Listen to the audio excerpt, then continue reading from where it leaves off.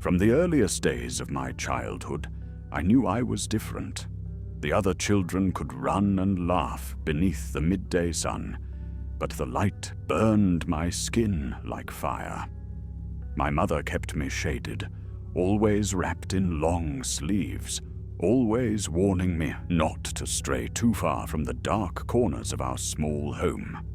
To the other boys, I was fragile, strange, untouchable.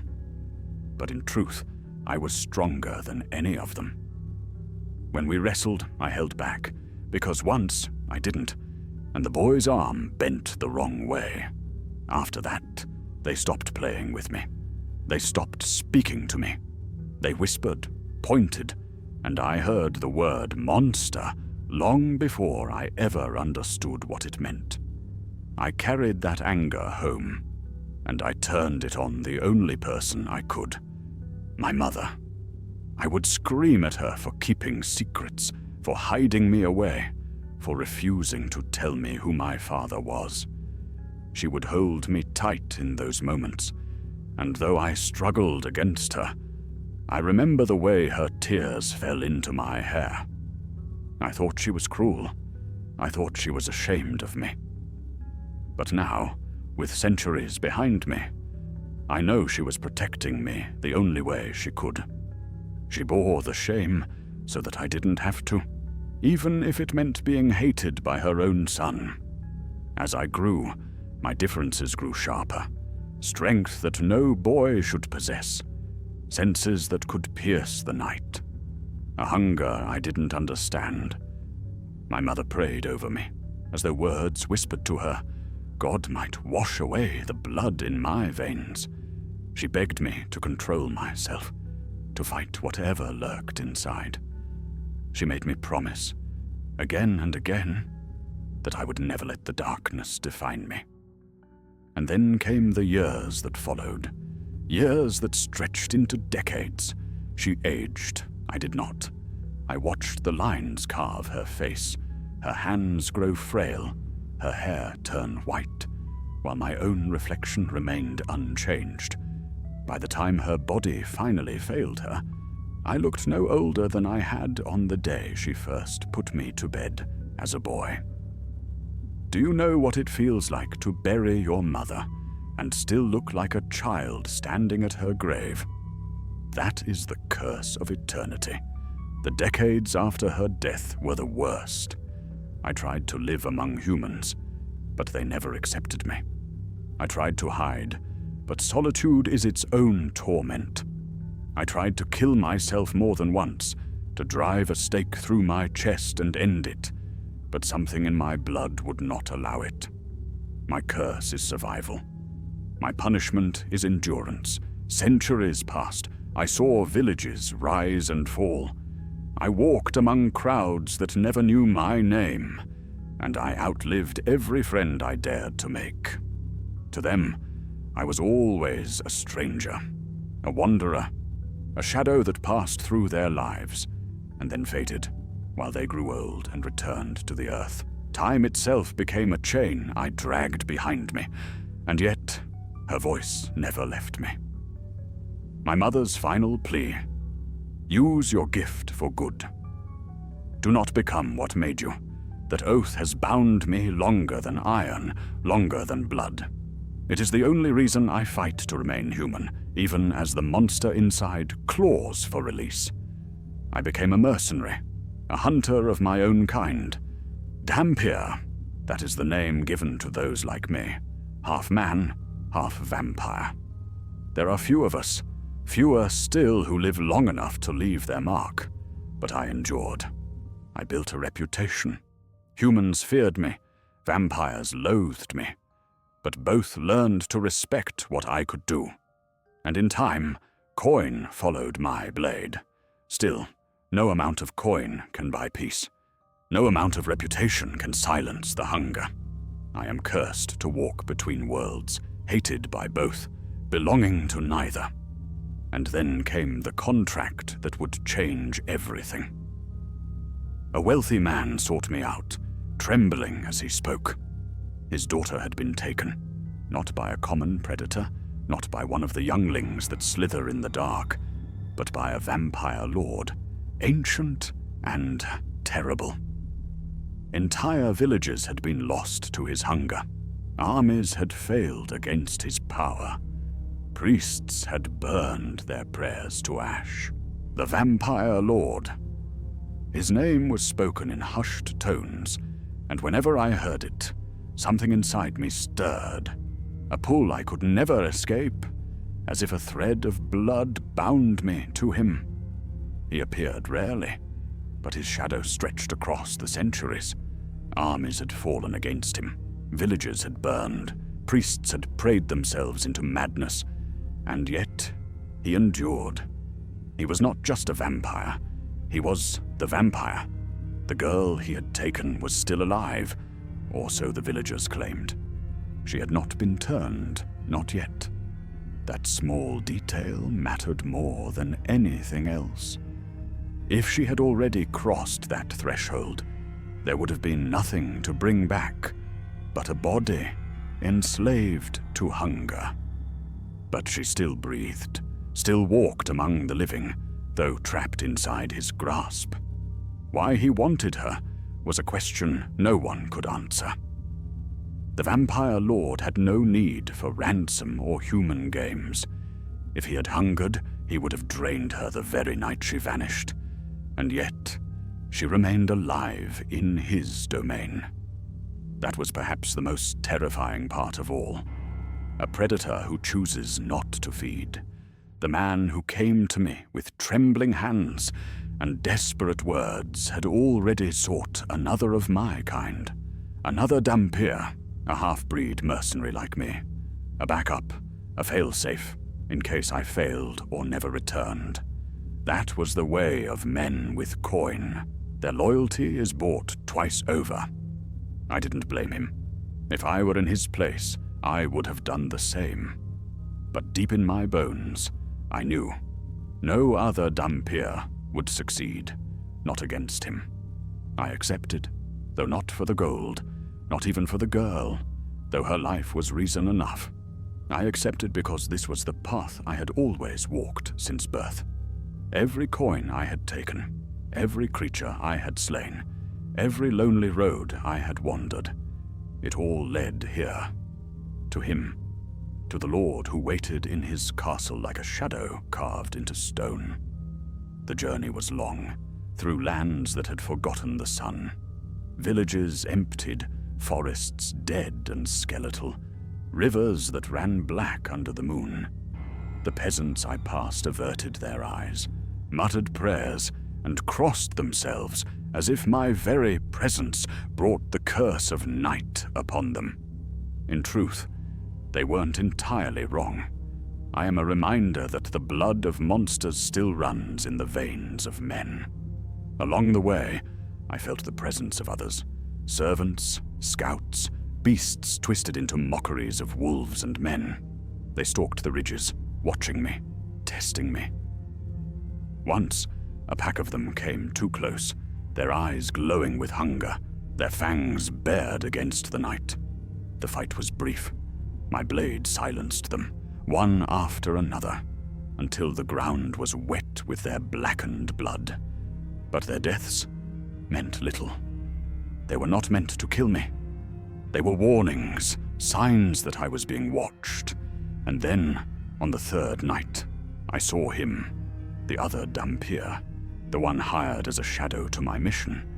His face was pale like mine, his eyes dark with the same curse, but his gaze carried something colder. Where I carried my oath, he carried only hunger. He did not speak at first, only studied me, as though measuring whether I would live long enough to matter. At last he smirked and said, "If you fall, I'll take the prize. If you succeed, I'll take the corpse." I let him vanish back into the tree line, his words heavy with rivalry. Perhaps he would follow me to the castle. Perhaps he would wait for me to fail. It didn't matter. My fight was not with him. My fight was with the one waiting inside the fortress of shadows, the one whose power I had felt my entire life. The castle rose before me at last, a jagged silhouette against the blood-red horizon. Towers like fangs, walls etched with the scars of forgotten battles, gates that groaned like dying beasts. It loomed not as stone, but as a wound in the world itself. And somewhere within its black halls, the vampire lord awaited me, his captive still breathing, his throne still unbroken, his shadow stretching toward me, as though it had always known I would come. I tightened my grip on the blade. The time had come. The truth revealed itself in the heart of the castle, carved into stone and blood. The girl was not taken out of desire, nor cruelty, nor whim. She was the key, her lineage traced back to an ancient order of hunters, priests who once stood as guardians between mankind and the night. Her blood carried the last spark of their sacred covenant. Spilled upon the altar, it would open a path for the dead to rise again. Not just any dead, the fallen ancients, the progenitors of the vampire race, long banished into darkness. With them restored, the vampire lord would command a legion unlike any the world had ever seen. That was why she was still alive. That was why she had been spared. She was not prey. She was the lock, the vessel, the offering that would turn night eternal. And in that moment, as the truth settled like ash in my lungs, he spoke to me, not with his lips, but with his blood, his very presence pressing into my mind. "You were never meant to fight me," he whispered. "You were meant to join me. You are my brother's son." The words cut deeper than any blade. My father, his brother. The pieces fell into place. My father had fallen in love with a mortal woman, my mother, and tried to resist the hunger that defined their kind. He wanted to be more than a monster, to live as man instead of predator. But the vampire lord had known. He had known that if he drank his brother's blood, he would become greater than any vampire who had ever walked the earth. So he took it, drained him, devoured him, and left him with just enough strength to use his final breath to protect me. With the last of his power, my father erased himself from my mother's memory, so she would never be haunted by the truth. He wanted me spared. He wanted me free of the chains that bound their kind. And yet, here I stood, centuries later, facing the very monster who had consumed him. My destiny was not chance. It was the inheritance of blood. The vampire lord rose from his throne, towering, every step like thunder through the hall. He placed his hand upon the girl's shoulder, and her eyes widened with terror. "With her blood," he declared, "the ancients will rise. My brother's weak rebellion will be forgotten, and you, his half-breed mistake, will kneel before me as the world burns." I tightened my grip on my blade, every muscle trembling with rage. But before I could move, the other Dhampir stepped forward. His pale face twisted into a grin, his eyes burning with the same hunger that plagued me. For so long he had been my shadow, my rival, waiting for me to fall. And now, in this final moment, he spoke words I never expected. "You're right," he said to the Lord. "We are mistakes. But mistakes can still kill gods," he charged, his blade flashing like lightning, striking not at the girl, not at me, but at the vampire lord himself. It was a futile strike, too reckless, too desperate. The Lord caught him in an instant, his claws piercing through the Dhampir's chest. But the other half-breed smiled, even as blood poured from his mouth. With his last breath, he drove his blade deeper, not into flesh, but into the ritual altar, shattering the symbols carved into its surface. The ritual faltered. The spell broke. The room shook as ancient voices screamed in fury from beyond the veil. The girl collapsed to the ground, free but weak. The Lord roared, enraged, and hurled the dying Dhampir aside like broken glass. But in that moment, weakened, distracted, his gaze locked with mine. And I knew this was my chance, my father's blood, my mother's oath, the sacrifice of my rival. It had all led here. I raised my blade, the weight of centuries burning in my hands, and stepped into destiny. The clash was thunder against thunder. His strength was beyond anything I had ever faced. Every strike of his claws cracked stone. Every roar sent tremors through the hall. My blade met his fury again and again, sparks flying like stars dying in the dark. He fought not as a beast, but as a god of the night, one who had ruled unbroken for centuries. But I was not only my blade. I was my father's defiance. I was my mother's love. I was the oath I had carried across endless years of solitude. And I was the shadow of the other Dhampir, whose blood had bought me this chance. He struck me down, drove me to my knees, his fangs bared to finish what he had begun, long before my birth. But in that instant, I let go of restraint. The hunger I had buried, the instincts I had fought for centuries, I unleashed them. Not to feed, but to fight, my blood ignited like fire, my body moving with a speed and savagery that was not human, nor vampire, but something between, something born to end him. My blade pierced his heart. For the first time, the vampire lord faltered. His eyes widened, not with pain, but with recognition. "Brother's son," he rasped, black blood pouring from his chest. "So this was your fate." He collapsed, the ground shattering beneath him, his body dissolving into ash that swirled through the hall like a storm. The castle groaned as though alive, its illusions breaking, its walls crumbling. The age of the vampire lord ended with a scream that shook the heavens. Silence followed. The girl stirred, fragile but alive, staring at me with a mixture of fear and awe. She would live. Humanity, for now, would endure. I looked at the body of the other Dhampir, broken but smiling even in death. My rival, my mirror, my proof that we are all given a choice, even at the end. He had chosen sacrifice. I sheathed my blade and turned away from the altar, my body heavy with wounds, my heart heavier still. The world would never know what happened here, never know the price paid. They would see only another shadow walking back into the night.